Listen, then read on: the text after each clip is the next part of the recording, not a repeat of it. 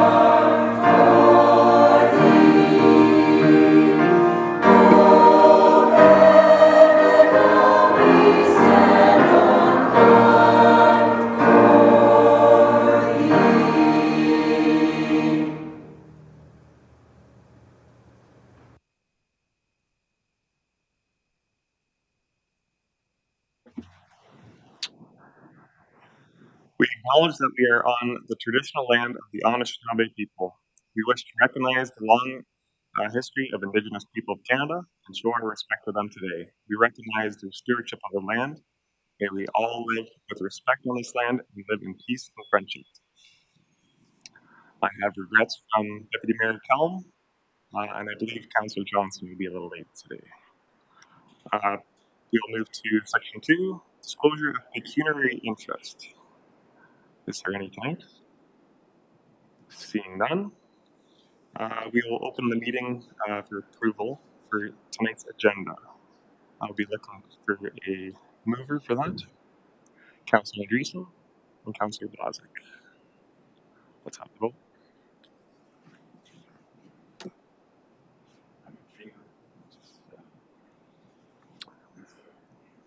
Councillor Rothwell records the manual vote in favor.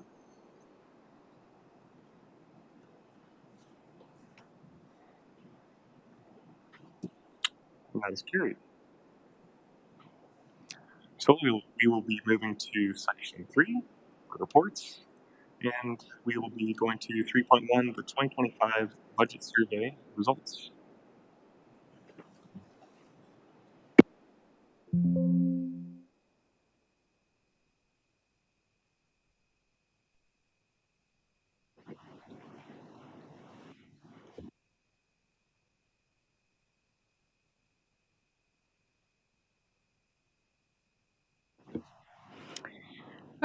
Good evening, members of council. I'm here tonight to present the 2025 budget survey results to you. To prepare for the 2025 North Perth budget process, North Perth citizens were invited to provide their input on their priorities and preferences for the annual budget through the budget survey available on the municipality's online engagement platform, Your City North Perth. The public consultation was advertised through social media, the municipality's website, local print, and radio. Paper copies of the survey were available at the North Perth Municipal Office and at all 3 North Perth Public Library branches. The survey was live from June 24th until July 21st. 341 surveys were received, including 1 paper copy. This is an increase from the 154 surveys that were completed as part of last year's budget process. 341 responses is approximately a 2.1% response rate from the population of North Perth. To begin the survey, we asked respondents if they lived and or owned a business in North Perth. 327 stated that they were a resident, 57 a business owner, and 3 none of the above. The age of the respondents varied, with the highest in the range of 35 to 44 years. Overall, there was a wide range of respondents between all ages. Next, we asked our respondents how familiar they were with how the municipality develops the annual budget. Only 29 of the respondents felt very familiar with the process, while 194 felt somewhat familiar and 118 not familiar at all. When respondents were asked what topics are most important to them when it comes to the budget, the top 3 items were: 1. What is the breakdown of what my tax dollars are put towards? What services do I receive for my tax dollars? And how are my taxes calculated? We asked respondents to indicate their opinion based on their experience of the current service level for many items, if they should be increased, maintained, or decreased. Based on this information, respondents felt that childcare, community and recreation programs, economic development, parks, physician recruitment, policing, and road and sidewalk maintenance should all be increased.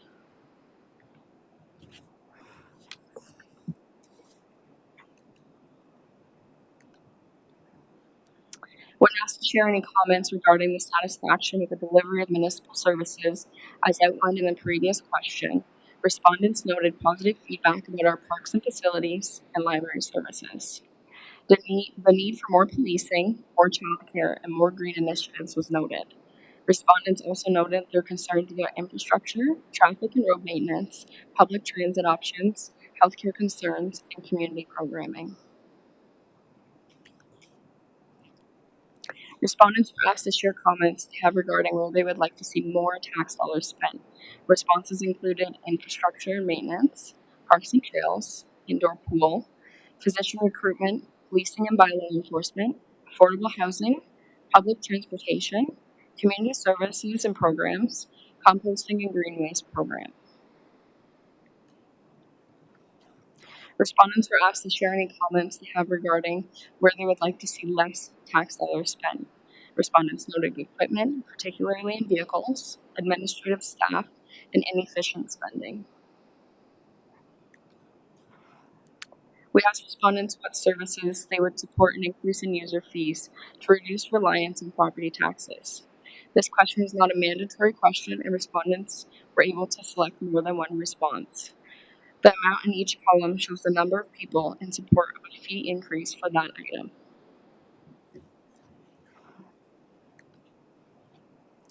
Due to the increased cost of maintaining service levels and supporting infrastructure, the municipality must balance property taxes with increasing demands for service. The municipality has a number of options when balancing the budget, which includes management of services. When asked which of the statements captured their point of view, 47.5% wish to maintain taxes even if it means reducing some tax-funded service levels. 21.7% wish to decrease taxes by reducing tax-funded service levels. 21.7% wish to increase taxes to an extent that maintains tax-funded service levels, and 9.1% wish to increase taxes to expand and or enhance tax-funded service levels. Property taxes in North Perth contribute to the maintenance and development of our community's infrastructure, including roads, bridges, parks, community centers, arenas, libraries, and other municipal facilities.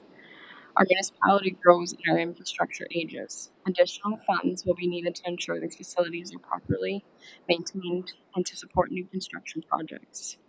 In light of these needs, we asked respondents to indicate their level of support for North Perth and increasing property taxes to fund infrastructure maintenance, renewal, and construction. 50.7% were in support, 29.9% opposed, 10.6% were strongly opposed, and 8.8% were strongly in support. North Perth is developing an attainable housing community improvement plan. The CIP proposes financial grant programs funded through property taxes that will incentivize the creation of affordable and attainable rental housing by property owners. We asked respondents to indicate their level of support for North Perth increasing property taxes to invest in attainable and affordable housing. 28.4% were strongly opposed. 37.2% were opposed. 26.1% were in support. 8.2% were in strong support. Lastly, we asked respondents what they felt is the top challenge facing North Perth is that the budget should address. Responses included healthcare, affordable housing, infrastructure and traffic management, taxes and financial management, policing and safety, environmental, recreational programming, and public amenities. Although the survey results cannot be assumed to represent the opinions of the North Perth community at large, they provide valuable information for Council to consider during the 2025 budget process. Thank you. Thanks, Mackenzie. Is there any questions from Council?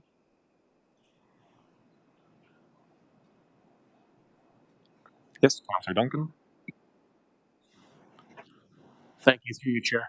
I guess the part where we asked about raising the cost of dog fees and licenses to take the burden off the taxpayer, is there currently any tax money being spent on that program now, or is that a self-sustaining program?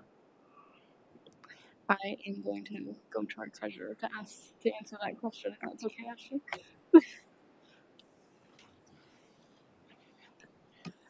Chair Nordum, just to clarify the dog tag program. I don't have the exact dollars in front of me, but from what my understanding, the license fees do cover any of the. They do 100% cover the Stratford Perth Humane Society cost, but I don't believe it entirely covers the administrative costs, particularly staffing by law enforcement that would surround it. To the extent I would have to perhaps direct to Chief Pape, but as a whole, definitely the Perth contract for the Humane Society is covered within that. Okay, thank you. Councillor Driesel. Thank you, through you, Chair Nordum.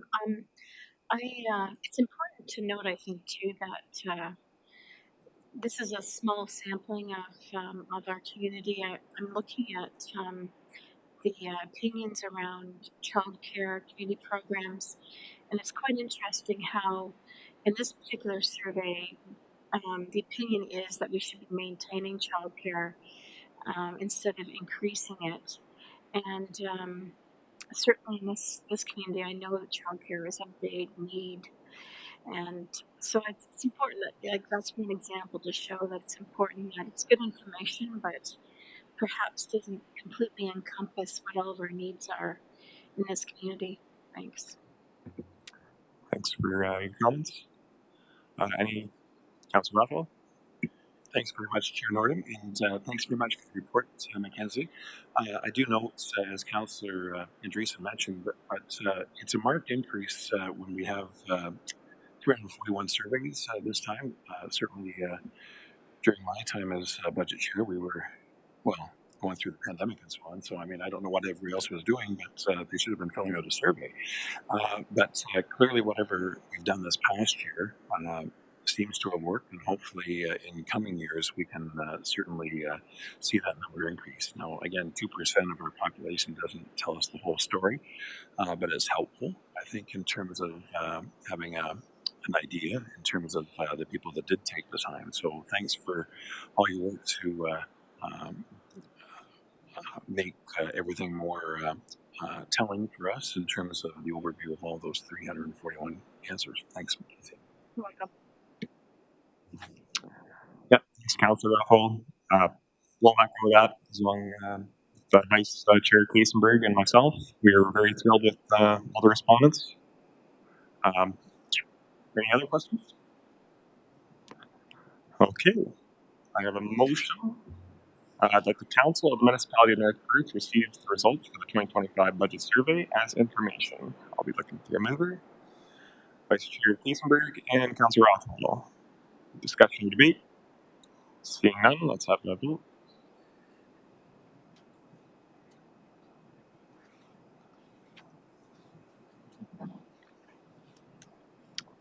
And that is carried. Let's move to item 3.2. Reserves and Reserve Fund Bylaw Update. Good evening, everyone. So before you, we have the introduction of a reserve and reserve fund bylaw. To staff's understanding at this point in time, the municipality doesn't have a formal policy in place. The municipality does have reserves, but there's just no governing policy or bylaw there. So reserves are a key tool to support long-term financial sustainability, serving the needs to finance capital, managing risk, and funding operational shortfalls. So what are reserve funds? Reserves are like a savings account. There's several pots of money that are set aside for very specific purposes in the municipal context, as mentioned earlier, financing capital projects, managing risks, and any operational deficits that may occur. So this can be kind of compared to as an individual saving, to buy a house. Uh, you know, you wouldn't have the cash on a day-to-day basis to outright purchase a home. So you'll put away a little bit every month, and then you accumulate a balance, and then with that balance, you would go and couple it perhaps with a mortgage. So it helps finance and plan for the future. So ultimately, reserves provide guidance and transparency on how the reserve are going to be used for the municipality. So before you have a little graphic of how the relationship with reserves work within the municipal budget, generally. So on the left, you have the operating budget. That is kind of the source of funding of funds that will flow to and from the reserves. So typically, you'll have a budgeted reserve transfer to reserves. So again, as you would in a personal setting, you would put away. I'm going to put away $200 a month to help accumulate money to purchase that down payment on a home. So in the center there, you have the reserves. That's essentially your pots of money. And then on the right, you have your capital budget. And then when those capital needs come forward, you're going to draw from those reserves and pay for those projects. And the arrows kind of pointing back is if there's any surpluses. Let's say that we planned $100,000 for a project. There's a savings of $20,000. It goes back into the reserves. So in Ontario, there's kind of three main classifications of reserves and reserve funds. So first and foremost, we have reserves. These are established, either through council resolution. There's no real formal bylaw. Sometimes there is a reserve in our bylaw, but generally that it's set aside by council resolution. They're not segregated from the municipality's funds from an accounting perspective, and they don't generate interest. Secondly, you have obligatory reserve funds. Essentially, these are reserves that are funded by directed by legislation or agreements. So, for example, Development Charters, the Development Charters Act, it's very clear of what these reserves can and cannot be used for. So, council's hand is kind of tied to the extent of legislation, particularly for those reserves. And lastly, we have discretionary reserve funds, and this is under the Municipal Act. Council can establish a bylaw to set aside reserves for specific purposes, of which we'll go through later. And similar to the obligatory reserve funds, these reserves earn interest and can be utilized to their set out purpose. So with the bylaw that's being brought forward tonight, there are three main categories to help segregate the proposed reserves. So first and foremost, we have the reserve funds for infrastructure sustainability, and that looks at rehabilitation and replacement of existing infrastructure. And the objective is to align those reserves with the asset management plan 10-year capital forecast that seek funding for existing infrastructure. Secondly, we have our reserves for new infrastructure. So a good example is the development charges. Those are for planning for future net new assets. And then we have reserve funds for special purposes. There's two subset categories within that. There's the stabilization funds that when we look again later, I'll explain those a little bit further. And other special purpose funds that generally don't fit in the above categories. As well, There are some reserves, particularly the reserves in the infrastructure sustainability category. They do meet the needs of other purposes within other categories, particularly new infrastructure and special purposes. So I will highlight those when we do go through them.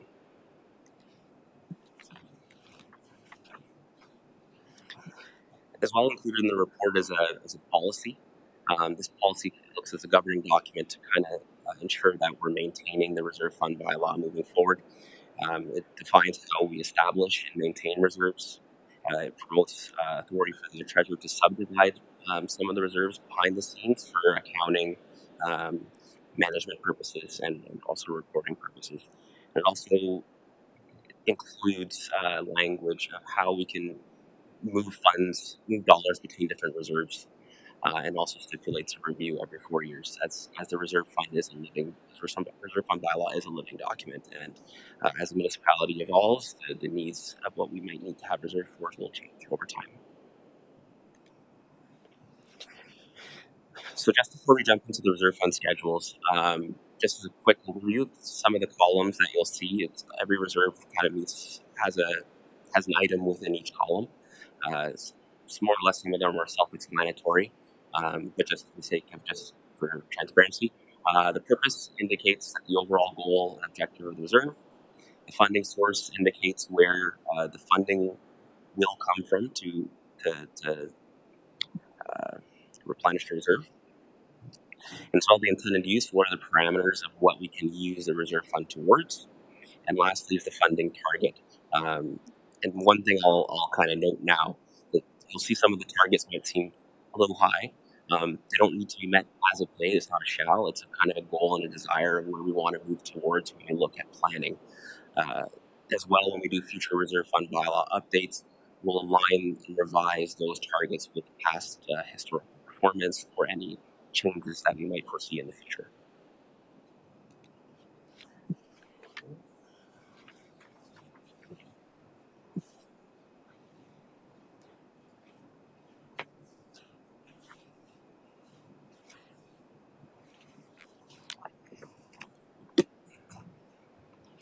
Okay, it might be a little small for some on the screen. So there we go. Thanks, Sarah. All right. So the first category, as mentioned earlier, we have the reserve funds for existing infrastructure sustainability.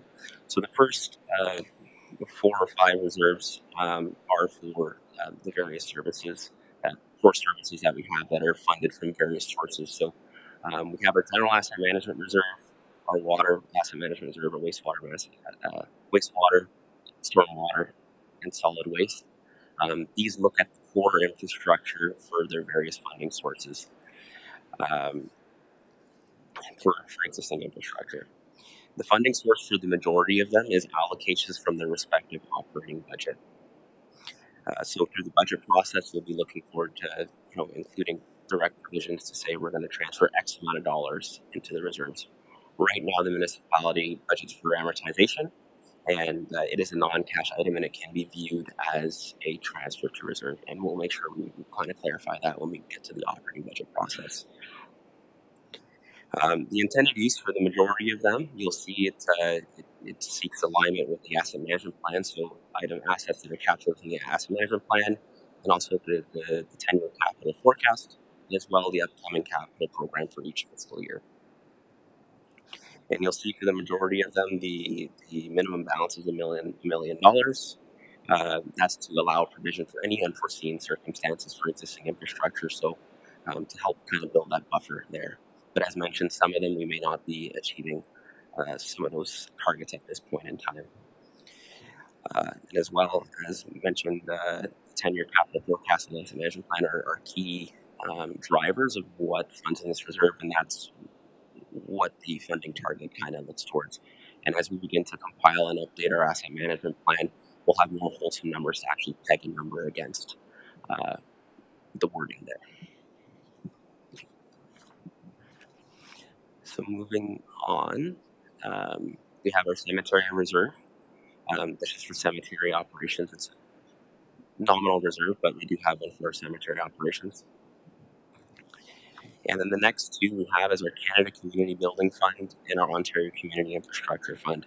Those are obligatory reserve funds. Those are funding programs that are established by particularly AMO for the Canada Community Building Fund and the Ministry of Infrastructure for the Ontario Community Infrastructure Fund. So there's set criteria of what we can and cannot use um, those grant funding for.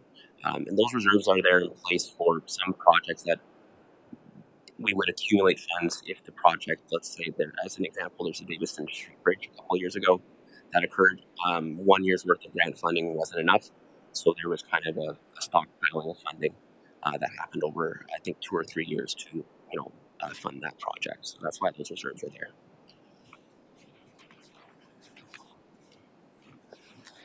Okay. Perfect. So here we have our reserves for growth in new infrastructure.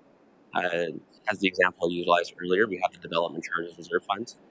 This is pretty much across all the columns there. It's driven by the development charges study that you'll see coming forward and would have seen in the past as well.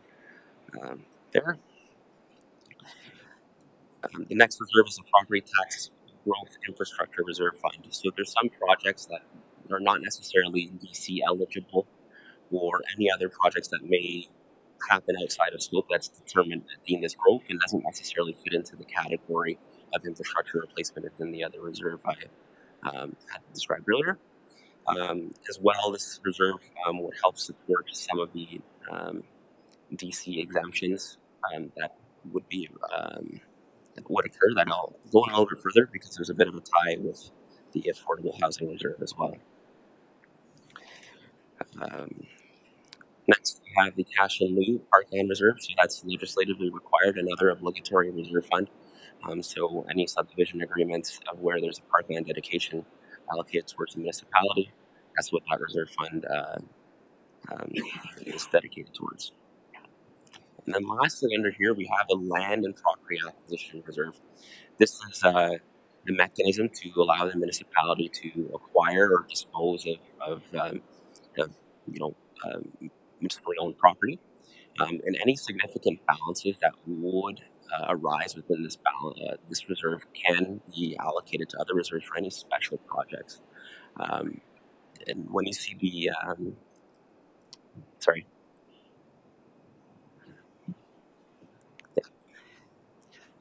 Yeah, I think that's all I have for that reserve. Sorry. Okay. Reserve for special purposes, stabilization funds. So stabilization funds, the objective of them is to help smooth out year-over-year operating expenditures. The first reserve you see here is a property tax stabilization reserve. It's common for municipalities to have this, but I want to clarify the purpose of this reserve. It's not a reserve. Sometimes it's viewed as a reserve to utilize to arbitrarily reduce the tax rate. This purpose of this reserve is that, let's say we're preparing our budget and there's a one-time expenditure that has to happen within the fiscal year.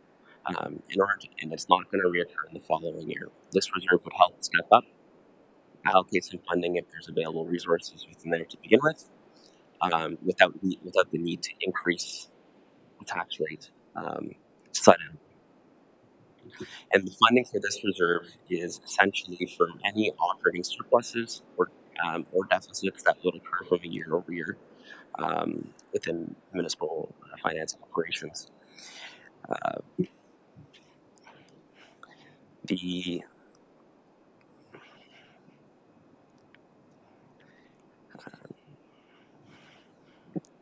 I apologize.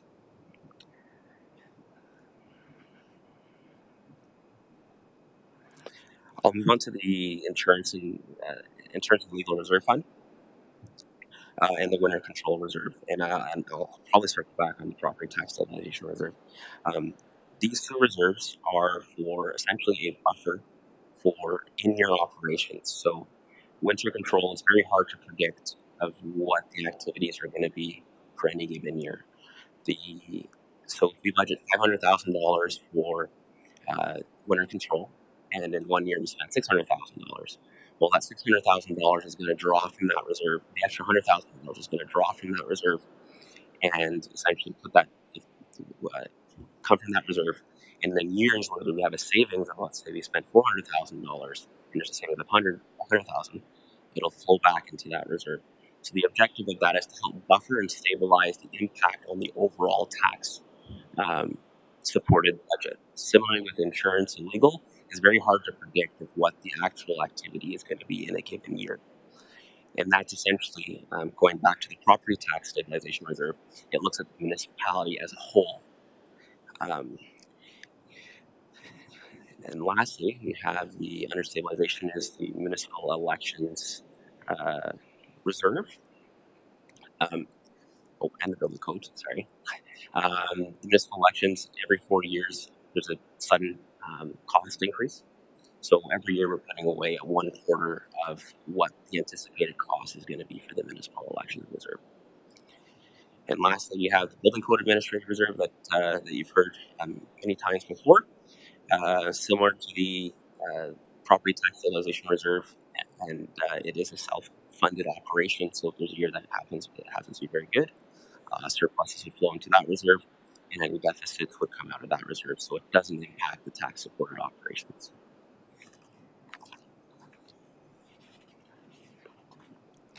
Excellent. So, reserve funds for special purposes. So, first we have our for other special purpose funds, we have a working funds reserve. This is essentially your rainy day fund. It's a pot of money that sits there. It doesn't get touched unless there's no other funding mechanism available. It's and in the interim, what it serves is from an accounting perspective, day-to-day cash flow needs within the municipal bank account. Next, we have our strategic initiatives reserve. This allows the municipality to segregate the funds for the municipality strategic plan or any other supporting master plans, and any other projects that are not identified in other funding sources. So an example will be economic development initiatives, or we're doing a new strategic plan that would flow from this reserve. And then we have the general administration reserve. This is for general municipal operations. So, for example, if there's a significant IT change or any IT-related infrastructure, software, human resource needs within the municipality, that reserve fund will support those initiatives. And with the next one is the affordable housing reserve. So with the adoption of the community improvement plan, this will be a primary source of funding for initiatives within that plan and any other affordable housing related initiatives that fall outside of that. And lastly, we have the Perth Meadows Reserve. That's just established based on the Perth Meadows operations to ensure that their funds are separated from the municipal tax. All right, so that's the reserve schedules.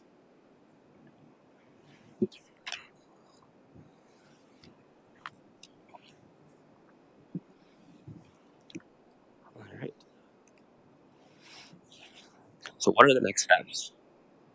So the bylaw presented in the budget package tonight repeals any relevant bylaws, although there's none to be believe in existence at this point, because looks to clean that up administratively. We'll look at reallocating and consolidating existing reserves that we'll go through next. And new framework will be integrated into the 2025 budget process. So we're hoping to have some more rolling reserve balances to kind of show you the affordability and the fiscal capacity of the municipality within the 10-year horizon. And continued updates will occur as we move forward. Again, as mentioned, it is a living document.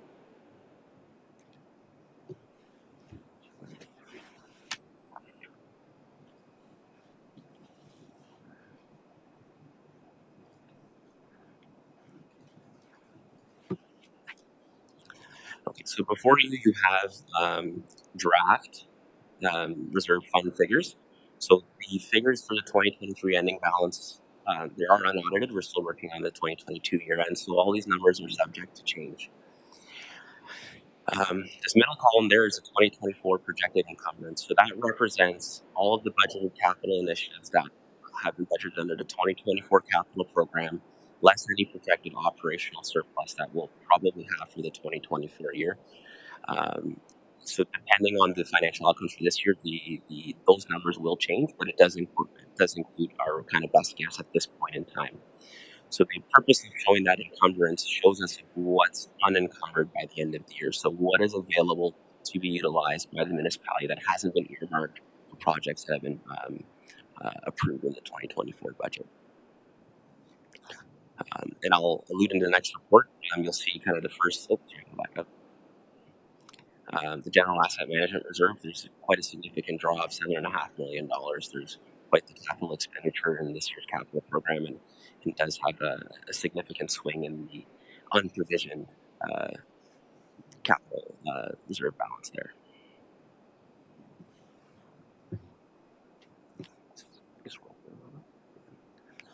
And then those are the remaining figures there. So as mentioned, we do have the reserve bylaw as a recommendation in the agenda package tonight, and I'll be able to answer any questions.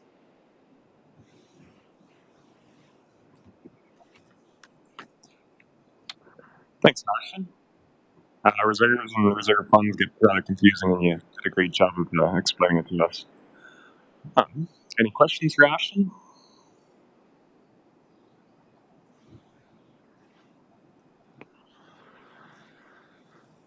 Well, seeing none, I have a motion before me that the Council of the Municipality of North Perth receives the Reserve and Reserve Fund bylaw update, and further that the Council of the Municipality of North Perth approves the Reserve Fund management policy.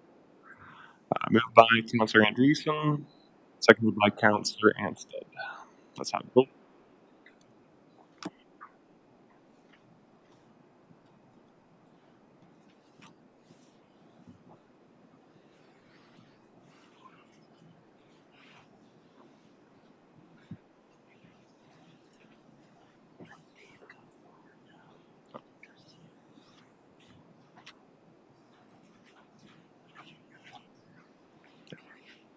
And that is carried.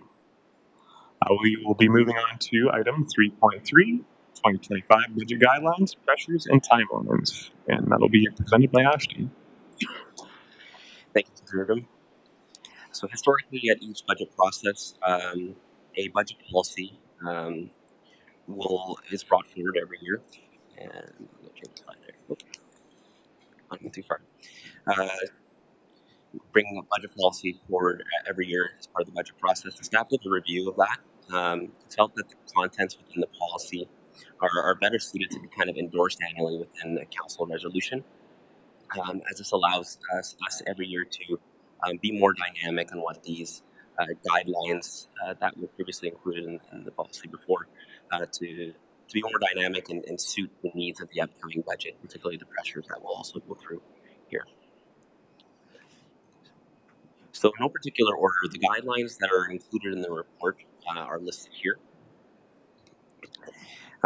First and foremost is the strategic plan alignment. So as we prepare the budget, we will ensure that the budget aligns with the goals and objectives that are established in the corporate strategic plan. The community engagement will ensure that we seek opportunities for public input through surveys and ensuring that draft publications are made available on the municipal website. So as we've seen earlier tonight, we did have the budget survey results as kind of a preliminary engagement mechanism. Accountability and transparency. We're looking to enhance some of the budget information that's provided, particularly for business plans, and more descriptors of how the budget's prepared, how taxes are calculated. Again, receiving some of that feedback we received through the community engagement exercise. Fiscal responsibility. We're going to prepare the budget in a fiscally responsible manner. It touches many of the elements within here. We'll look at also minimizing the use of debt, but also using debt strategically, supporting the existing infrastructure, ensuring there's alignment with the asset management plan, needs of council, and also the 10-year capital forecast. But also consider the impacts of the community. There's definitely the affordability and inflation pressures on residents, so we'll have to be conscious of that as we look at introducing items into the budget. As well, environmental sustainability, ensuring that we can integrate sustainable practices into budget planning where feasible. complying with legislation, seeking opportunities to introduce innovations and be more efficient as we prepare the budget, and lastly, considering risk, making sure that when we prepare the budget, we're not putting any potential negative impacts on the municipality.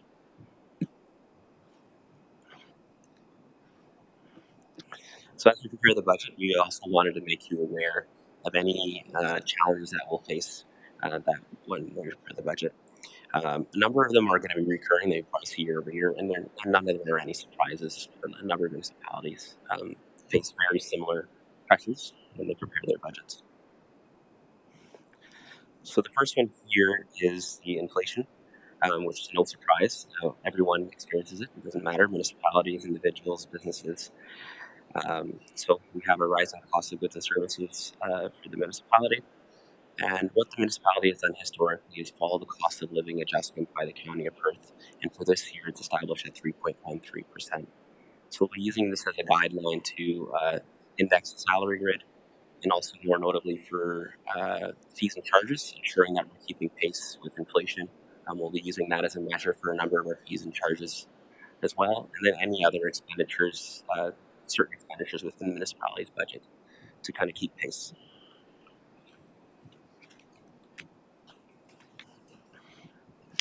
The infrastructure deficit. So the municipality's asset management plan that was approved in 2019 had a total value on our infrastructure of $477 million. So current property tax reserve contributions are approximately $3.8 million, which is significantly below the average contributions identified in the plan that's recommended to have to actually meet those replacement values to achieve to replace that overall asset value of $477 million. There is a forthcoming update to the asset management plan in 2025, and we do expect that gap to increase further, especially with the inflationary increases we've seen subsequent to the 2019 plan. So there's definitely a need to increase reserve contributions, and it'll be something that we'll be incorporating in the draft budget for you to consider. As well, there's the municipality has a stormwater rate for the listable boundary. Historically, urban stormwater infrastructure is funded by property taxes and to some degree the stormwater rate. However, the stormwater rate at this point in time is only generating around $237,000 that would be flowing into that reserve fund to pay for capital, which is not quite enough for one road reconstruction project will well exceed those costs. So one thing that council can consider through this process is to look at transitioning the stormwater rate to a fully funded model to reduce the reliance on property taxes, to reduce that pressure on the tax base, to align with other services such as water, wastewater, solid waste, where they are all rate funded programs. So we could include a study that is included in the 2025 budget to look in towards how we would move towards a more self-sustaining model there. Capital funding priorities. So over the past 5 years, there's been significant expenditures that have impacted the reserve fund levels. And we also have high capital expenditures planned for the 2024 year and between 2024 and 2027. So as referenced in the previous report, and there's kind of a significant drop in the property tax asset management reserve, which is somewhat influenced by that $25 million you see there in the planned budgeted capital for 2024 to 2028. So as you'll see in the latter years, that the 2025 year has $32 million slated, and in 2026 we have just under $29 million, and then $20.5 million in 2027. To align with the amount of money that is going into reserves, around $3.8 million a year, and the existing reserve values we have, it's a bit of a challenge to meet all those needs without external funding. So when we look at the capital budget and the 10-year capital forecast for the upcoming year, we'll be definitely looking at reprioritizing certain initiatives to better align with the municipality's financial capacity.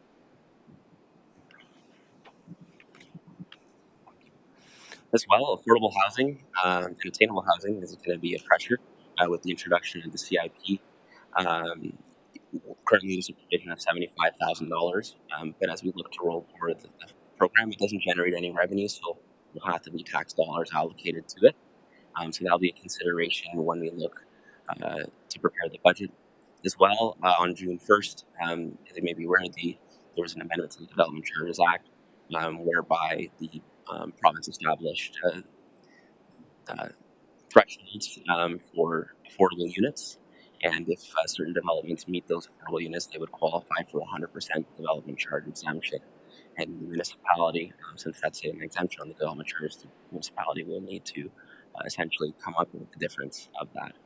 So, with the expectation of potentially some, we would look at perhaps looking at a provision based on what the planning horizon may look like for the upcoming fiscal year, and include a provision to ensure that the development charters are made whole due to the exemption.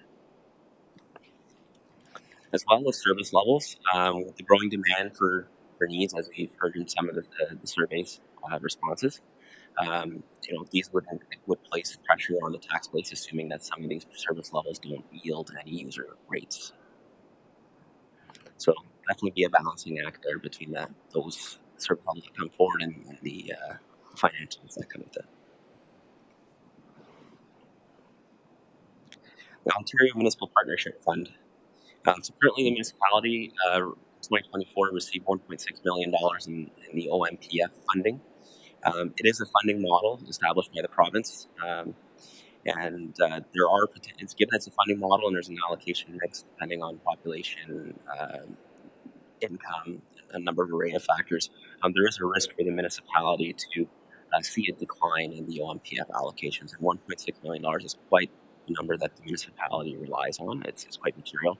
And we have seen neighboring municipalities see a sharp decline in their OMPF funding. Fortunately, the program is capped at a 15% decline each year. Um, so, knowing that change can happen, we would look as we prepare the budget to not allow any further reliance on the OMPF, and in some cases, perhaps looking at to gradually reduce our municipality's dependency on the OMPF in the event that the funding allocation doesn't come out in the municipality's favor. Lastly, we have the assessment growth. So there's a decrease in building permit activity that will probably lead to a lower than anticipated assessment growth in 2025. 2020, the 2024 budget did see a 2.83%, just under $600,000 in additional revenues. So due to that lower than anticipated building activity that happened, we may not see that level of funding that would support. So there will be increased pressure on the tax base to support growth-related initiatives. And historically, the municipality also did use it for ongoing initiatives as well, not necessarily growth-related. But as we look further into the budget, we want to also look at progressing towards ensuring that the assessment growth that the municipality will receive supplements the growth related costs that would be included into the budget. Furthermore, the intent of the value of the infrastructure the municipality has and the infrastructure the municipality acquires through growth, including a provision of that funding to be put away into reserves for that new infrastructure the municipality would have assumed, to ensure that in the future that there's enough funding set aside to ensure that it's replaced in a timely fashion. As far as assessment growth goes, the municipality continues to monitor and work with MPAC to ensure that they're capturing updated assessments on those properties within a suitable timeline. Lastly, we have the budget timeline. So today we have the preliminary meeting here, and in the month of November, we'll have on the 13th and the 20th our operating and capital budget meetings. And there's a tentative placeholder meeting in there on the 27th, just in case there's any significant changes that may need to be brought back, arising from either the operating or the capital meeting. And hopefully at the operating meeting as well, we'll bring forward a draft fees and charges bylaw, so the council kind of gets a first peek at what we would be looking at incorporating, and then have adoption at council on Monday, December 2nd for the fees and charges to be prepared in advance for the upcoming fiscal year.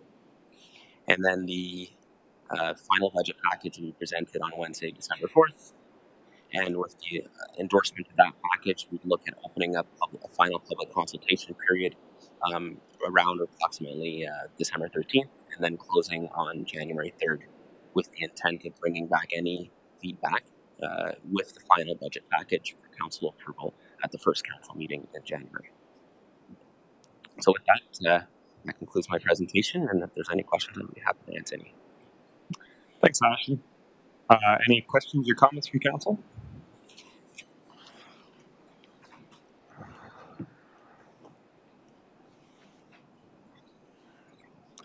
All good? Oh, Councillor Andreessen? Yeah. Sorry, I just had a thought come to my head.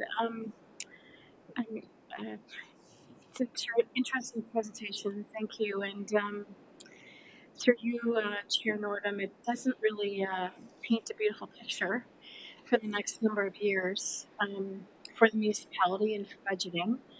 I'm just curious. Historically, has this municipality been in debt that much, or historically? I'm just curious. Through your chair, Nordum, to what extent do you mean debt? So, do you mean as reserves being in a lower value or where they are? Because the municipality isn't necessarily in a difference of debt at this point in time. Just the purchasing power, let's say, has changed. Right. I guess in terms of like budget deficits and looking at capital projects and going into a lot of debt to cover capital projects without using reserves.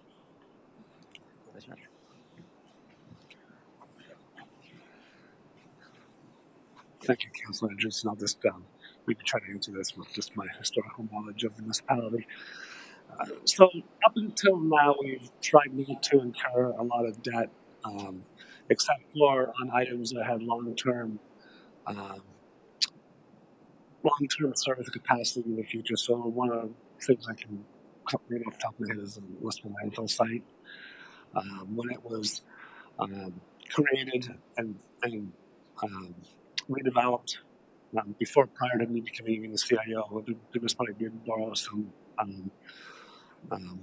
debt on that, but it was way out in the future through Infrastructure Frontier because of the asset being so long. And then some of the other projects are more significant infrastructure projects. Like we borrowed some money for the Atwood Sewer project, and some of that's being paid back by the people who've connected with the Atwood Sewer. But reasonably, as you've seen from time to time, the borrowing capacity, the municipality still has some capacity to borrow more funds. But as Ashton says, we want to be strategic in how we do that. We have had a fairly aggressive infrastructure capital program over the last number of years that we knew someday it was going to sort of catch up to us, and we're kind of at that timeline right now, and we're just going to have to reevaluate, as Ashton said, sort of prioritize some of the projects we have outstanding. And I think Ashton's done a great job of putting together the pressures, but many of those pressures are faced by all interior municipalities, and many of them are the same pressures we have faced for a number of years. I think Ashton's just done a terrific job of sort of clumping them all together and presenting them to council for the budget process. Thanks, Leo. Secondary? Yeah, thank you. That's very helpful information. I guess in terms of the reprioritization of capital expenditures in the future, and we know that we've got lots of different projects in the wings. Is that something your department anticipates coming forth with to council prior to putting the budget together? Yeah, so certainly.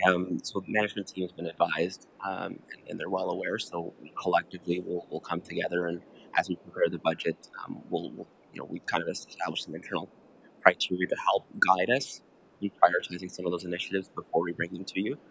But it will definitely be a collective effort of the team to look at where and which project should follow what timeline. Okay, thank you. Thanks, Ashton. Councillor Ransford? Thanks, Chair Nordum. Through you, thanks to Action very much for your presentation. One question I did have, just going back to the OMPF, um, I struggle with this a little bit, and you've outlined in your report that we have been relying on this for our past federal budgets. I know that we don't have the numbers yet, so it's probably going to be difficult for you to speak on this. But when you mention incrementally reduce, what's a perfect number for you? What's a level? It's through your Northern. That's a fantastic question. I think it will come down to when we look at having all the other information compiled through all the other pressures to see what room we really do have. That would kind of be my approach to that. I would look at whatever we reduce it by, and assuming we get the same amount next year, hopefully, whatever's reduced by will go into reserves. The money doesn't disappear. But in the year that, let's say, hopefully doesn't happen, but again, we want PF declines, at least that's not going to hit the operational budget right away. It can catch up depending on the rate we wean off the reliance on MPF, but we're just trying to get a little bit ahead of the curve there. Okay, thank you.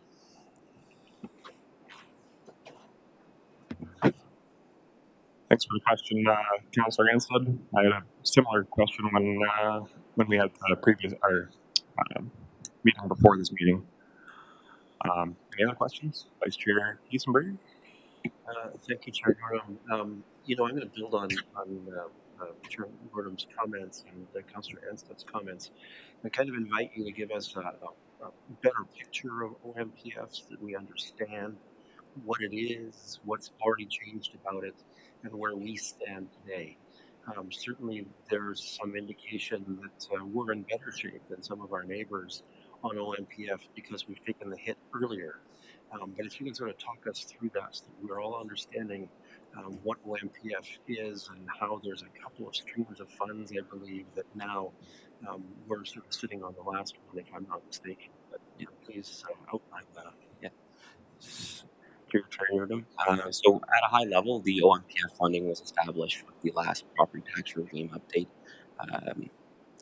Sorry, I'm not entirely versed on the subject. I wasn't around at the time, but to that extent, it helped bridge the gap in the change to the farm property tax rebate program, where these properties see essentially a 75% reduction off the residential rate, and a bridge to the tax impact that happened at that point in time, the revenue loss from the municipality.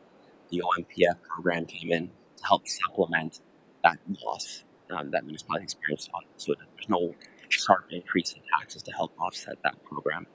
And given that it's currently a funding model, there's a whole criteria in how they assess, depending on, let's say, change of population within a specific urban center, can really sway the allocation a municipality receives. So, for example, in my previous workplace, there was a change in one of they deemed our two settlement areas one urban center, and we saw that OMPF decline that was $1.3 million down to $100,000, and then that began that 15% decline year over year. And similar, I think there's our neighboring municipalities, Perth South and the county as well. And I don't know what the basis of the change in the funding was, but seeing those experiences with those neighboring municipalities and also the historic experiences, and not just exclusive to those three examples that I've given, but it's just good practice to help wean off in those instances where, given it's a funding model, sometimes the municipality's ability to is out of their hands a little bit depending on the criteria of the programs.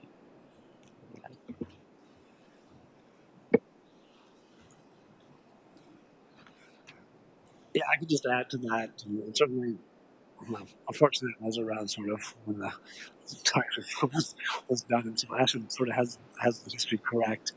I think, from the standpoint, I've been around long enough to know that almost every so often, and usually with change of government, funding formula has changed, and we've seen the ups and downs of that over the years. So I think strategically in the long run, I think Ashton's advice to wean ourselves off the funds, and if we get it, great, we'll put it in reserves, and if not, it doesn't have a huge impact on our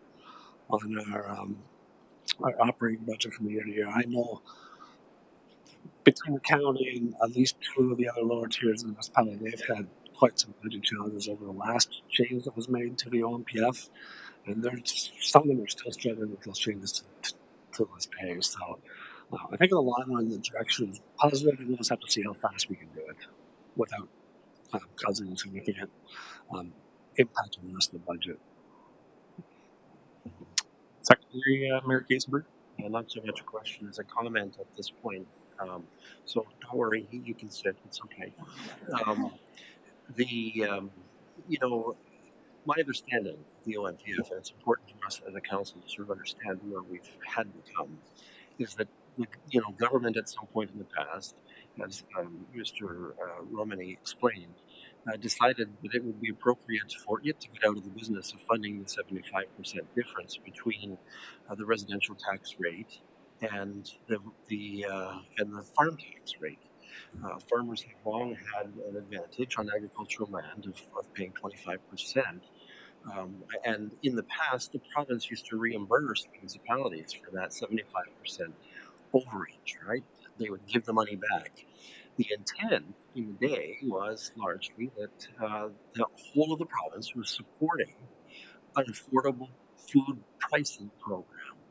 That was the intent. Taxpayers in Toronto and Ottawa would support farmers in Wellington and Perth and Huron in terms of making sure that we had food grown for our benefit for all of the province. Well, the province essentially has downloaded this to us and tried to give us a little pot of money, the OMPF, to compensate, but warned us that that money is going to shrink and shrink and shrink in a planned fashion.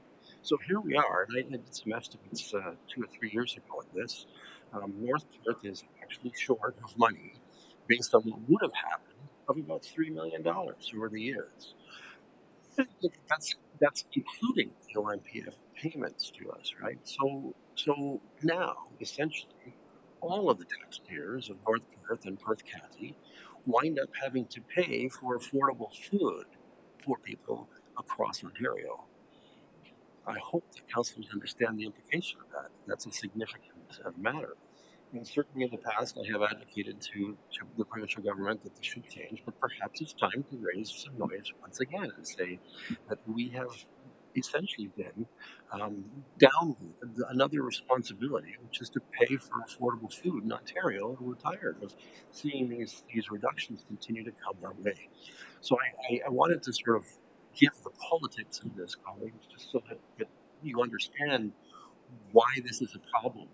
And North, as I think Snell has indicated, is in better position than most of our surrounding neighborhood because we took the hit first, because we were slightly bigger and there were factors in the equations that Mr. Romani was talking about.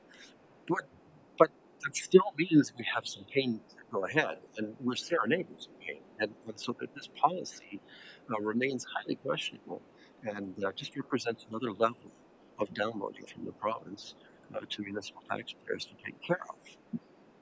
And those are my comments, Mr. Chair. Thanks for the comments, Mayor Kingsbury. Any more questions or comments? Councillor Johnson. Thank you, Chair Nordum. Just more comments on Councillor Andreessen's point about not as much about debt, more about deficit and the infrastructure deficit. We've had an infrastructure deficit here since amalgamation.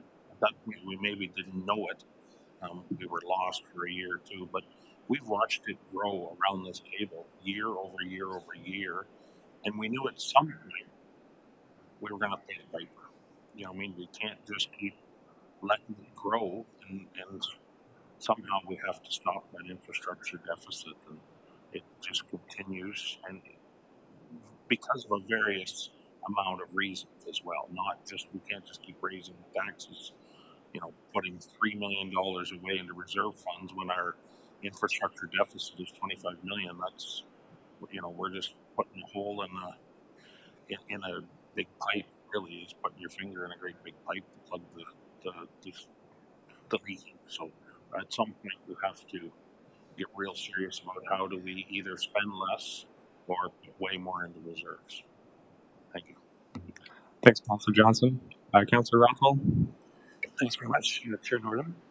Ashley, thanks for your report. I just want to focus in on the one point you talked about affordable housing. So it's 2 points. One, the community improvement plan that we've just discussed on Monday, and the budget implications for that, which again are local dollars addressing a multi-level government problem, but it's local dollars. And you just highlighted again on the budget side what the province did for the Development Charges Act, and specifically excluding development charges for affordable housing units.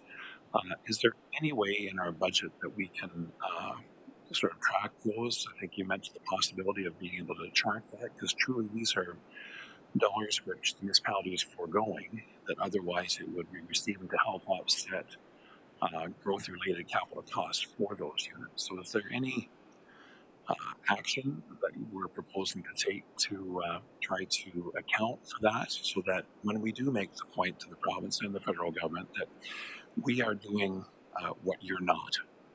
You're legislating us not to charge these things, but you're not giving us, as a municipality, you're not giving us any dollars to help offset that. What's our process that we're looking at to do that, Ashton? Thank you, through the chair. Through your chair, Norman.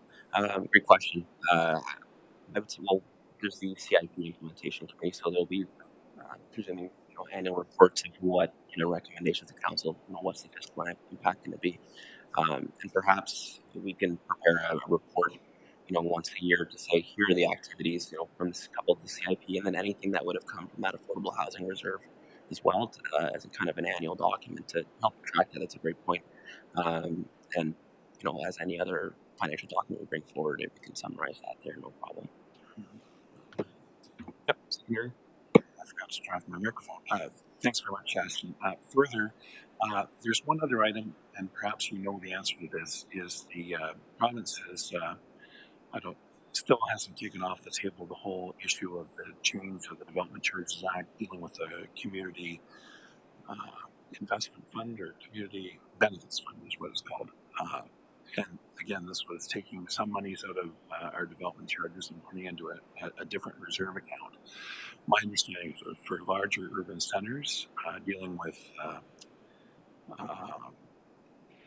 public transportation, that sort of thing, that's what I understood. But it seemed we did discuss it on this council table, and there was some question as to whether or not we were going to be impacted by that. Is there any more information on that at all? I don't need to know the answer for sure now, but at some point, it's on the radar, that's all.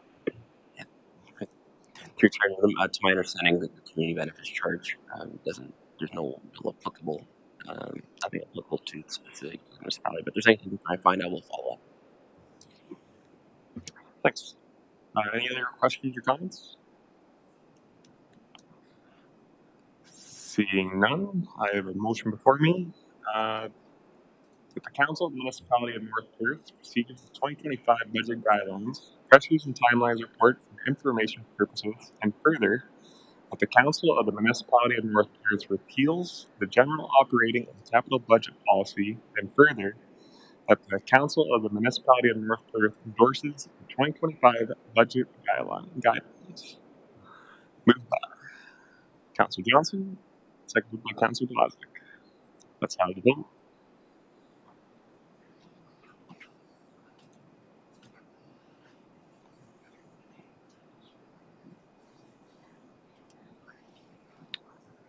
And that is carried. Moving on to section 4. Council report requests. Any requests of staff? Councillor Andreessen. Yes, thank you through you, Mayor, Chair Norton. I just wondered if we could have a couple of reports. Number one, we had a presentation by local developers who made some comments about disproportionate budget spending on parks and recreation in North Perth. And I just wondered if that's true or not, and if we could have a budget report, not a budget report, but a staff report. It doesn't have to be that detailed, even based on this current year's budget. That would be great. And the reason for this request is that given the surveys, there's a lot of requests for additional recreational programming.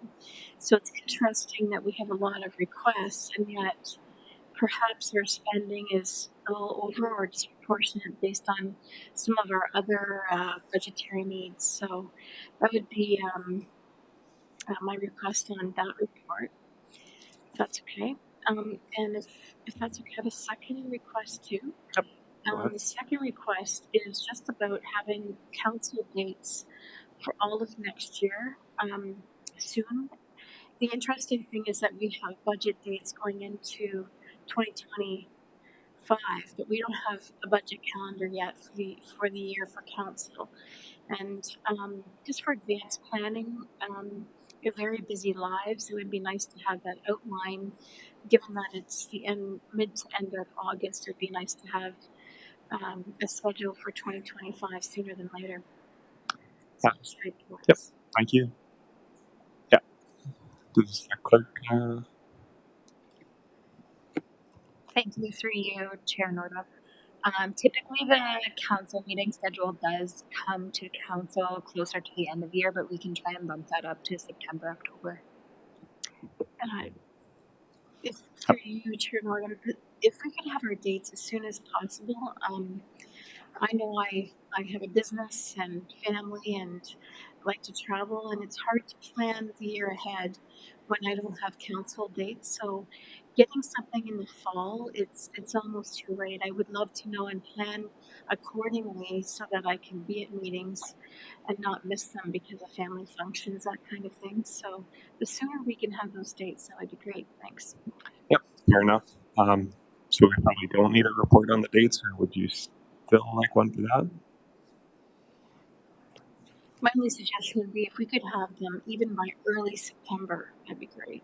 Okay. So right now we'll just be doing a motion for the first action.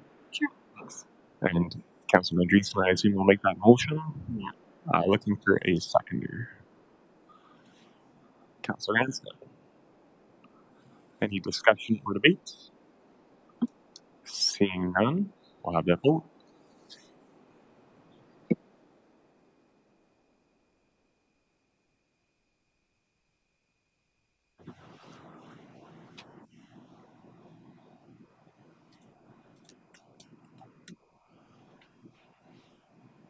And that is carried.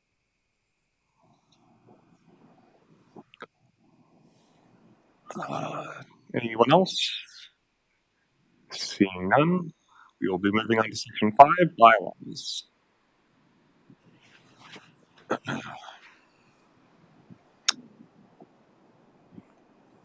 So I will have a motion before me that the bylaw 63/2024, being a bylaw to establish and maintain reserves or reserve funds, is hereby passed. Looking for a mover. Councillor Duncan. Councillor Andreessen. Any discussion or debate? Councillor Oswald.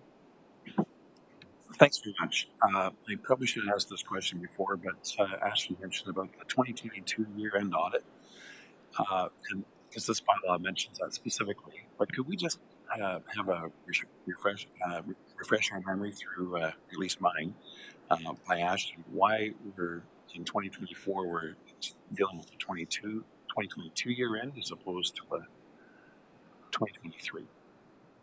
Okay. Ashley, care to comment? The reason why I included that in the bylaw there, great catch, is that the numbers you saw today were the 2023 unaudited figures. In order for me to have a more concrete number, I don't want to, after the 2022 year-end audit is complete, I can provide more strong numbers, and that's where that detailed schedule will come out afterwards. And so you'll see it again, but the framework is being approved tonight, not necessarily the dollars per se, but the dollars is the best estimate I can give contingent upon the drafts 2022 numbers I have that are being audited right now. Thanks. I guess we'll have that vote.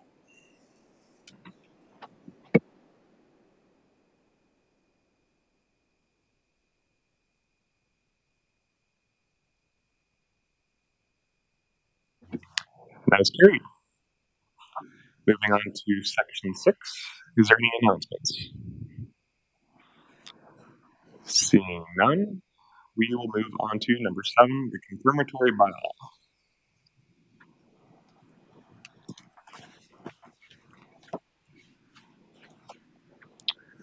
I have a motion before me that bylaw 65 to 2024 being a bylaw to confirm general previous actions of the council. Sorry.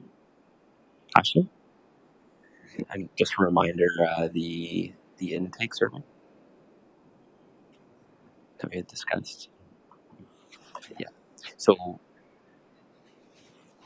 if you don't mind, I can speak to it if you don't mind. Thank you. So one of the items we discussed during the meeting with the chair and vice chair was kind of the historic visioning session that happened historically. This year we'll be looking to have a kind of an intake form process. So in the coming week or so, you'll see a form that you'll kind of have a written submission. We'll work on strategic initiatives to get that form out to you, and then at a later council meeting, probably the first meeting in October, that will come back with those visioning requests. At least management will have the time to also take a look through and bring forward for council deliberation to include any of those items, perhaps within the upcoming draft budget package. Thanks, Ashley. Good to go to number 7.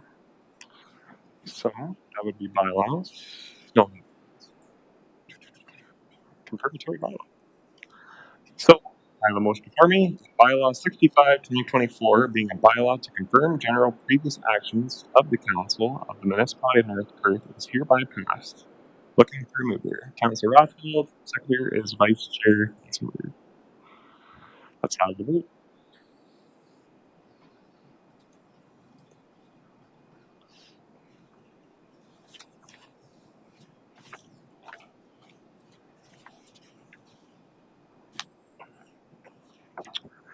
And that is passed. Next, we'll move to an adjournment. Next motion that the council meeting adjourns at 8:17 p.m. to meet again for general purposes, general council business on Monday, August 26, 2024 at 7 p.m. Looking for meeting with Councillor Anstead and secondary Councillor Andreessen. That is non-negotiable, so we'll have the vote.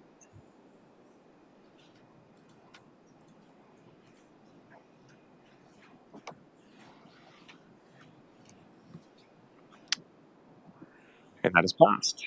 Thank you everyone for coming out tonight, and we will see each other for the next budget on Monday, August 26th, 2024.